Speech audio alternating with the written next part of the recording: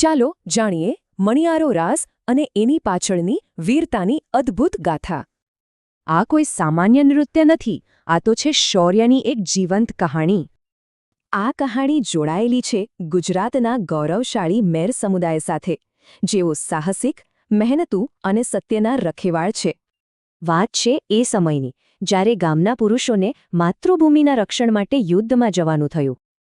ત્યારે પાછળ રહેલી સ્ત્રીઓ દુહા ગાતી, હે વીર, સલામત પાછા આવજો.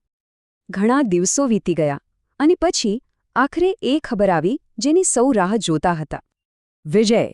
ગામના બહાદુર યોદ્ધાઓ જીતીને પાછા ફરી રહ્યા હતા.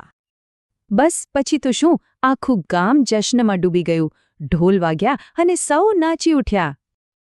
અને આ જ ખુશી અને ઉલ્લાસમાંથી જન્મ થયો મણિયારો રાસનો. પણ નામ મણિયારો જ કેમ? કારણ કે મણિયારો એટલે મન જેટલો વહાલો, પરાક્રમી પુરુષ. આ રાસમાં દરેક સ્ટેપનો એક અર્થ છે. હાથમાં રહેલી લાકડીઓ જાણે તલવાર છે અને પગલાં જાણે યુદ્ધની ગતિ. રાસની ધીમી શરૂઆત યુદ્ધ પહેલાંની શાંતિ બતાવે છે. પછી ઢોલના તાલે ગતિ વધે છે, જે યુદ્ધની તીવ્રતા છે. આ રાસ સાથે ગવાતા દોહા સત્ય, હિંમત અને સ્વાભિમાનની વાત કરે છે. તો આખરે આ મણિયારો રાસ આપણને શું શીખવે છે?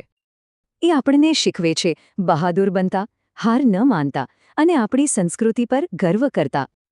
અને એટલે જ આજે પણ મેર સમાજનો કોઈ પણ ઉત્સવ આ રાસ વગર અધૂરો છે. તો શું કહીશું, આ માત્ર એક નૃત્ય છે કે પછી એક જીવંત ઇતિહાસ?